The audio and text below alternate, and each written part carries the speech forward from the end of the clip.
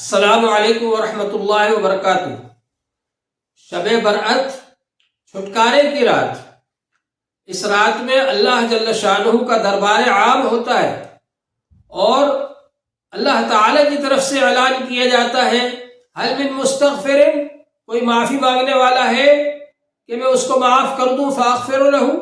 حل من سائل فاعطیہ، کیا کوئی مانگنے والا ہے، دعا کرنے والا ہے کہ میں اس کو دوں، حل من مسترزق، کیا کوئی رزق طلب کرنے والا ہے کہ میں اس کو رزق دوں، حل من مبتلا فاعافیہ، کیا کوئی پریشان حال ہے کہ میں اس کی پریشانی کو دور کروں۔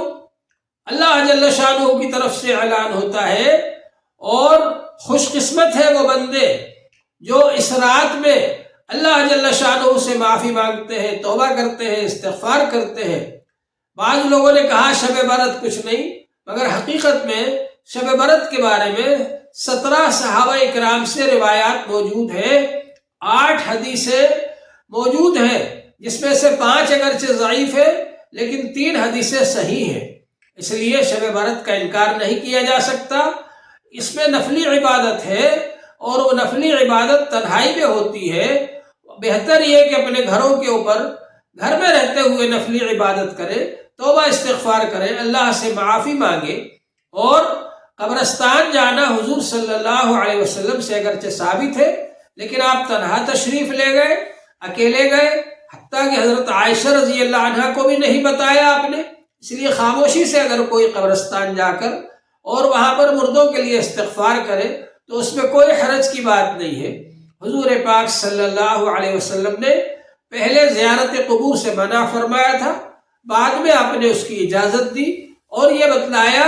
کہ زیارت قبور سے آخرت کی یاد تازہ ہوتی ہے اور دنیا سے بے رغبتی ہوتی ہے۔ لہذا اس مقصد کے لیے اگر کوئی قبرستان جائے اور مردوں کے لیے اصالہ ثواب کرے اور استغفار کرے تو اس میں کوئی حرج نہیں، لیکن بہت زیادہ لوگوں کا وہاں پر جانا اور ہجوم کرنا اور اجتماع کرنا اور مسجدوں میں اجتماع کرنا یہ مناسب نہیں ہے، یہ شریعت کے مزاج کے خلاف ہے، کیونکہ شریعت کا مزاج یہ کہ نفلی کام تنہائی میں ہو، اکیلے میں ہو، اور یہ رات ہی اسی لیے ہے کہ اس میں رو دھو کر اللہ سے معافی مانگے، استغفار کرے۔ اور جو گناہ کبیرہ بتلائے گئے ہیں، بعض لوگوں کے بارے میں بتلایا گیا کہ ان کی مغفرت نہیں ہوتی، وہ گناہ کبیرہ کرنے والے ہیں۔ لہذا ہر گناہ کبیرہ کرنے والا، چاہے وہ 6 ہو یا اس کے علاوہ اور جتنے بھی گناہ کبیرہ کرنے والے ہو، ان سب کو رو دھو کر اللہ تعالیٰ سے معافی مانگنا چاہیے، توبہ کرنا چاہیے، استغفار کرنا چاہیے۔ بغیر اللہ سے معافی مانگے ان کی توبہ قبول نہیں ہوگی۔ حالانکہ یہ ایسی مبارک رات ہے کہ حضور پاک صلی اللہ علیہ وسلم نے ارشاد فرمایا کہ ینزل اللہ تبارک و تعالی فی لیلۃ النصف من شعبان، شعبان کی 15ویں رات میں اللہ جل شانہ توجہ فرماتے ہیں بندوں کی طرف،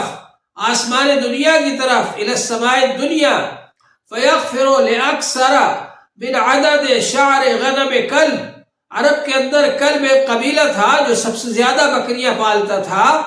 ان کے پاس سب سے زیادہ بکریاں ہوتی تھی، اور ان بکریوں میں جو بال ہوتے تھے ان کے بالوں کی تعداد سے بھی زیادہ لوگوں کی اللہ جل شانہ شب برأت میں مغفرت فرماتے ہیں۔ کوشش ہونا چاہیے کہ اس رات میں ہم رو دھو کر اللہ جل شانہ سے اپنی مغفرت کرا لیں۔ اللہ تعالی ہم کو عمل کی توفیق عطا فرمائے۔ وآخر دعوانا